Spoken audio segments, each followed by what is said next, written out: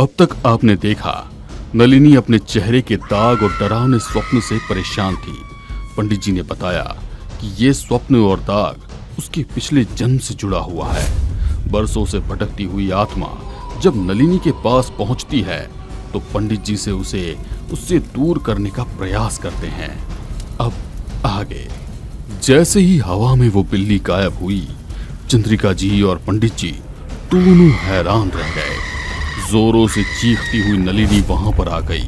उसकी आंखों का रंग बदलकर नीला हो गया। नीली बिल्लोरी आंखें अंधेरे में बहुत डरावनी लग रही थी। तुझे क्या लगता है पंडित, यह छोटी सी बिल्ली को मारकर तूने मुझे हरा दिया?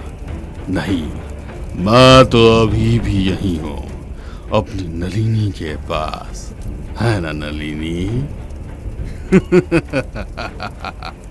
ये तो हम दोनों के साथ की शुरुआत है। आगे आगे देखो होता है क्या। चले जा यहाँ से दुष्ट, छोड़ दे मेरी बेटी को। कहते हुए वो रोने लगी। पंडित जी अभी भी पूजा कर रहे थे। रात के 12 बज चुके थे। काली पूजा के प्रभाव से कई सारी शक्तियां उस घर के आसपास मंडरा रही थी। तब और लोगों के चीखने की और चमगादड़ों के खिड़कियों पर दस्तक की आवाज सुनकर चंद्रिका जी पूरी तरह से परेशान होने लगी थी। ये सब क्या हो रहा है? मगर नलिनी अभी भी अपनी बड़ी बड़ी आंखों से पंडित जी को ही घूर रही थी। उसे आसपास के माहौल से कोई फर्क नहीं पड़ रहा था। मुझे डराने की कोशिश मत कर पंडित। अब चंद्रिका जी घर में भीतर ही कई सारी शक्तियों के होने का एहसास करने लगी। पंडित जी ने अब मंत्रोच्चार की आवाज तेज कर दी।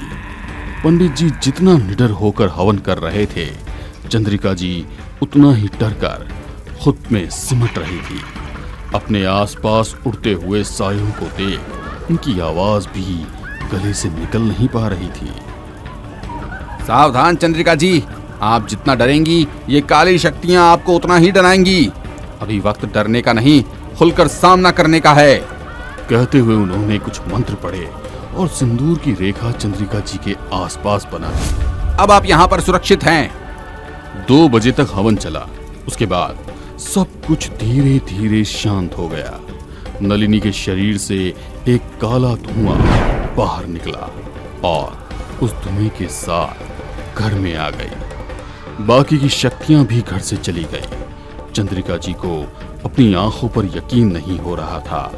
पंडित जी पूरी तरह से थक चुके थे। नलिनी भी बेहोश थी। चंद्रिका जी दोनों को संभालने में जुट गई। उन्होंने नलिनी को अपने कमरे में सुलाया और पंडित जी को जल का गिलास दिया। पंडित जी, आज जो कुछ भी मैंने देखा उस पर मुझे यकीन ही नहीं हो रहा। सारी चीजें सिर्फ टीवी पर देखी थी, मगर जब आज आंखों के आगे घटित हुआ देखा तो ऐसा लग रहा था कि उसी पल यहाँ से भाग जाओ। चंद्रिका जी, आप बहुत हिम्मत वाली हैं। अच्छे अच्छे पुरुष भी इस क्रिया को देखकर अपना होश खो देते हैं। जब नलिनी मात्र 2 साल की थी तभी उसके पिताजी हमें छोड़कर चले गए। एक जवान होती बेटी के मन में हिम्मत न जाने कहां से आ जाती है। आज का दिन अच्छे से बीत गया। कल 14 है, उसके बाद अमावस्या। कल सारी क्रिया शमशान में होगी। आज जितनी काली शक्तियां आपने यहाँ पर देखी उससे कहीं ज्यादा हमें वहाँ शमशान में नजर आएंगी। आपको हिम्मत रखनी होगी। आप तैयार हैं ना? नलिनी के लिए मैं कुछ भी करने के लिए तैयार हूँ।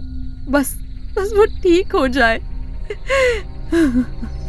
अगले दिन नलिनी पूरी तरह बेहोश थी। शाम को जब पंडित जी आए तो उनके आगमन से ही उसने अपनी आंखें खोल दी। तो चाहे कुछ भी कर ले पंडित, अपने मंसूबे में कभी भी कामयाब नहीं होगा।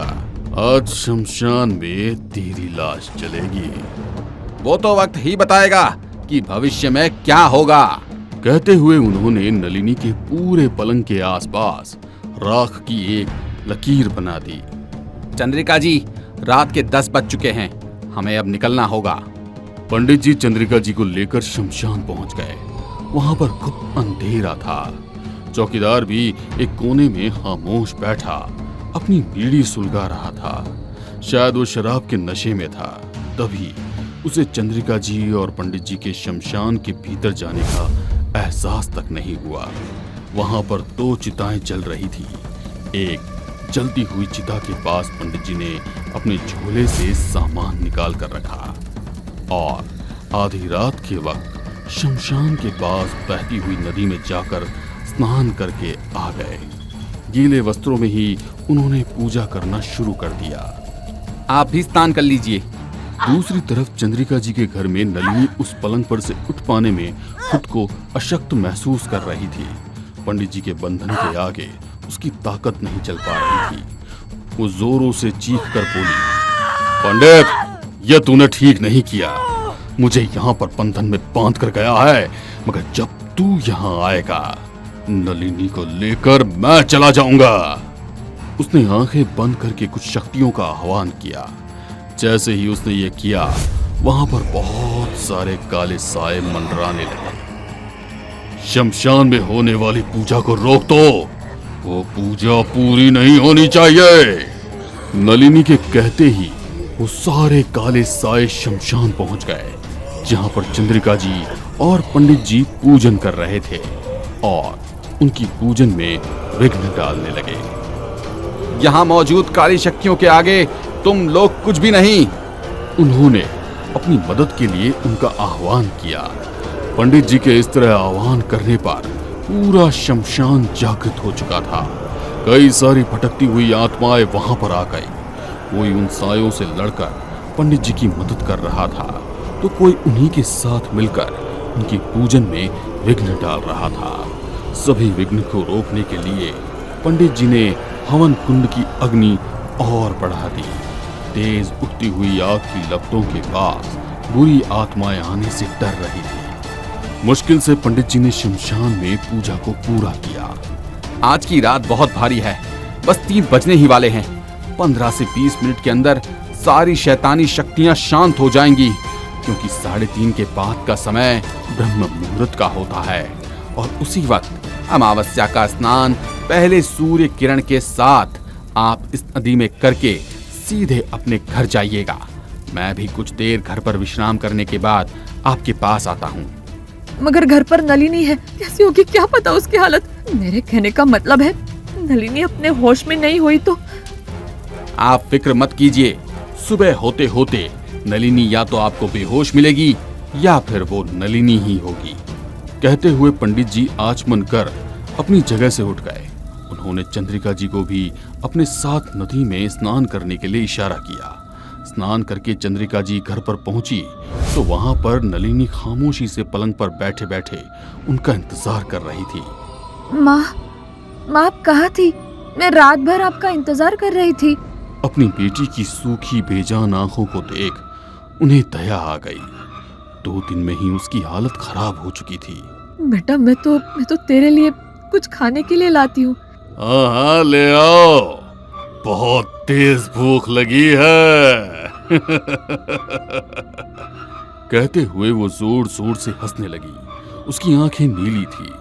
चंद्रिका जी को समझ आ गया कि ये नलिनी नहीं है, मगर वो शांति से पंडित जी के आने का नलिनी पलंग के आसपास बनी लकीर के कारण उसे पार नहीं कर पा रही थी, मगर पलंग पर से ही वो चंद्रिका जी को डराने की कोशिश कर रही थी। कुछ देर बाद वहां पंडित जी आए। अच्छा हुआ आप आ गए पंडित जी। देखिए ना नलिनी को क्या हो गया है। आज अमावस्या है और आज फैसला हो जाएगा। नलिनी ने गुस्से में पलंग को उठाकर इतनी जोर से जमीन पर पटका कि उसके टुकड़े हो गए। इसी तरह तेरी हड्डियों के भी टुकड़े कर दूंगी। पंडित जी ने उसकी किसी भी बात का कोई जवाब नहीं दिया।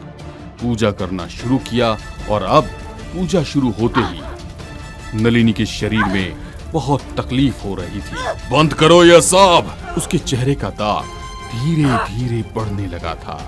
साथ ही बढ़ रही थी उस घर में मनहूसियत जो उस बुरी आत्मा की होने का एहसास करा रही थी। वो बुरी आत्मा इस चेहरे के दाग के रूप में नलिनी के साथ है। यदि ये दाग ही जलाकर खत्म कर दिया जाएगा तो वो भी खत्म हो जाएगा। ये क्या कह रहे हो आप? मेरी बात का यकीन करो। ये लो जलता हुआ कोयला और नलिनी के गाल पर रख दो। चंद्रिका जी के पास पंडित जी की बात मानने के अलावा कोई और रास्ता नहीं था। जैसे ही जलता हुआ कोयला लेकर नलिनी की ओर बढ़ने लगी, उन्हें देख नलिनी चीख रही थी। रुक जाओ वहीं पर। मगर चंद्रिका जी ने नलिनी की बात नहीं सुनी और उसके गाल के दाग पर कोयला रख दिया। वो दर्द से चीख उठी। जैसे ही वो दाग पूरा जल गया, एक काला धुआं उसके शरीर से निकला। मैं जा रहा हूं हमेशा के लिए नलिनी को छोड़कर, मगर मेरा अंश हमेशा नलिनी के साथ रहेगा।